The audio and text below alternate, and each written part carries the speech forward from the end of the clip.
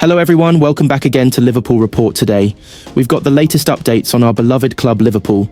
But before we dive in, make sure to subscribe so you never miss a moment of Liverpool Report news. Let's get started.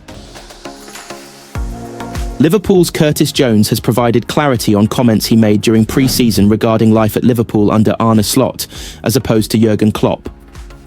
The young midfielder turned heads when he revealed he was the happiest he's been at the club. Jones also made remarks on the team's tactics, noting they seemed less hurried in their approach to attacking under Slot. This led some to interpret those comments as veiled jabs at Klopp. However, the German gave the academy graduate his debut back in January 2019, and was known to have a healthy relationship with Jones, who has now explained his stance. "It definitely wasn't a dig at Jurgen," Jones said to The Athletic. "I owe him so much. Jurgen changed me from a boy to a man. There were times when I thought I'd need a loan spell to get more game time, but he kept me around the team." At the time, the 24-year-old claimed that Slot's possession-based style suited his game. "He's amazing," Jones had told reporters during a press conference ahead of this season. "It's probably the happiest I've been in terms of a style of play that suits me. It's a clear plan in training and he's fully involved, coaching us a lot." Jones has since elaborated on the interview.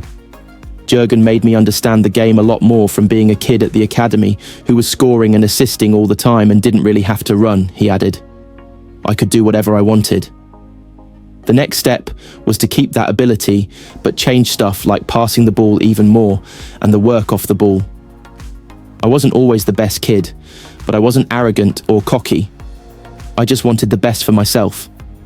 He was the man who made me understand so much."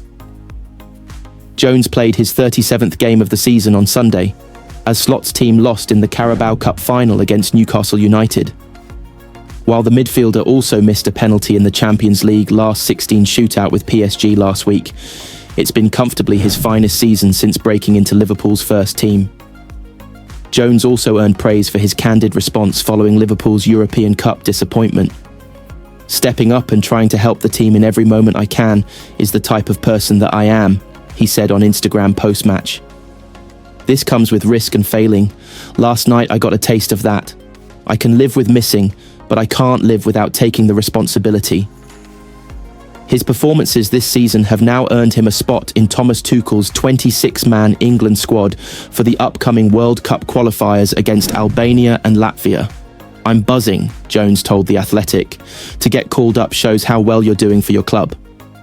Newcastle are bracing for a torrent of interest in their star striker Alexander-Isak this summer after he guided them to their first trophy in 70 years on Sunday.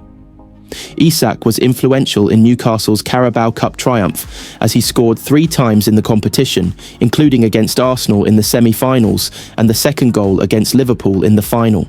The Swedish star now has 23 goals in all competitions for the Magpies, 2 away from his total tally for last season and a trophy to boot.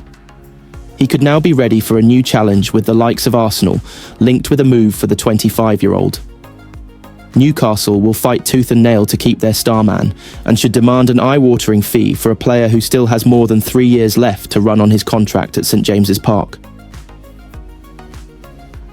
The obvious destination for Isak, a move to the Emirates, has been widely mooted by fans and pundits given Arsenal's clear lack of a recognised number 9, and Isak would more than fit the bill. Isak has scored against Arsenal twice this season, once in a 1-0 win at St James's Park and again in a 2-0 win at the Emirates, both games pointing out the team's glaring lack of attacking options. There were murmurs Arsenal could have moved for Isak in January, but a transfer never materialised, with Eddie Howe insisting there was no chance he would leave for any club.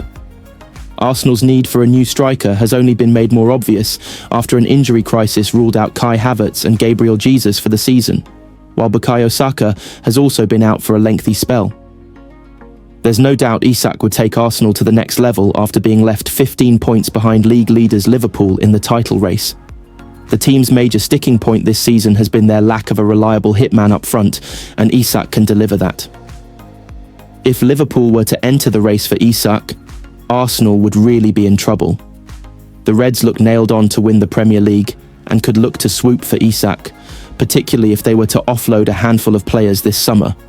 Mohamed Salah looks likely to depart on a free transfer, while there have been reports Darwin Núñez could be sold, which could open up space for a new attacker amid claims the club are ready to tempt Newcastle with an offer.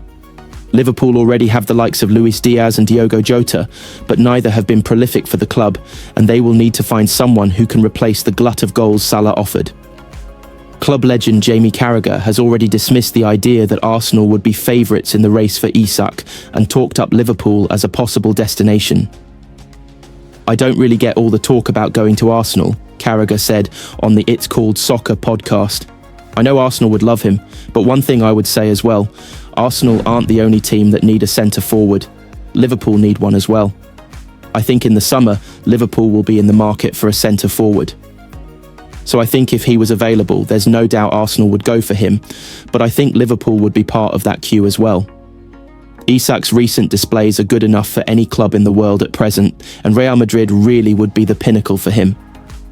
The Sweden international already has experience playing in La Liga after spending 4 seasons with Real Sociedad, where he netted 44 times in 132 appearances.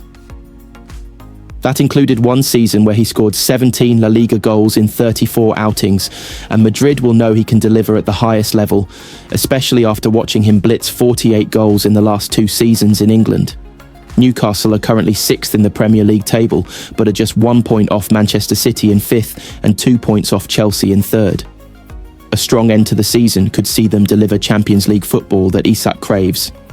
And should he stay, Newcastle will only get better and put themselves in the running for even more success. Paul Scholes has warned Liverpool they could be hugely hampered next season if Trent Alexander-Arnold does leave on a free transfer. Alexander-Arnold is one of 3 major stars who are out of contract at the end of the season, and Real Madrid are keen to bring him to the Bernabeu. Liverpool rejected an approach from the La Liga giants in the January transfer window, but will be powerless to stop the right-back from leaving in the summer if he wants to join Madrid. And Manchester United legend Scholes believes Alexander-Arnold's creativity will be difficult to replace. Scholes highlighted how Liverpool struggled without him as they were beaten 2-1 by Newcastle in the Carabao Cup final, with Jarell Quansah deputising for the injured Alexander-Arnold. "I think Liverpool were missing Trent, which you don't normally say about a right-back," Scholes said on the Overlap fan debate, brought to you by Sky Bet. "They missed his passes and the number of chances that he creates for Mo Salah throughout the game. That game showed the weakness of zonal defending because Newcastle clipped every corner to Dan Burn. You felt the warning signs most of the way, and though they had to change something."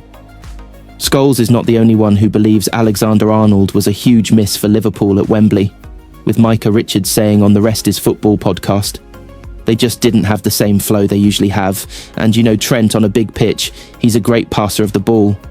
Whether he's driving forward, whether he's getting on the ball in that space, making things happen. I just thought, from Liverpool's point of view, they really missed him." It remains to be seen whether Alexander-Arnold will remain at Anfield next season, with Liverpool boss Arneslot insisting back in January that the England international is fully committed to the club. I completely understand the question and why you ask it, but you already know the answer. These conversations I have never shared, not about Trent, not about any others, about what I talked to them about, Slot said. It was a conversation as many others we had, me and Trent, so let's leave it at that. I can tell you he is playing on Sunday, and hopefully he brings the same performances as he brought in for the last half year, because everybody saw how great a first half of the season he had, how much he is here, how much he wants to win here. I see him on the training ground every day working his off. He is fully committed to us, and he will play on Sunday. If it would destabilise players at Liverpool if other people talk about them, then we would really have a problem, because if you play at one of the biggest clubs in the world, everybody is always, for 12 months long, talking about you, sometimes in relation to other clubs. That happens so many times for our players, so if that destabilises them, then we really would have had a problem. Not only now, but in the last 6 months, because there were some talks about our players in the last 6 months, and I don't think it destabilised them at all.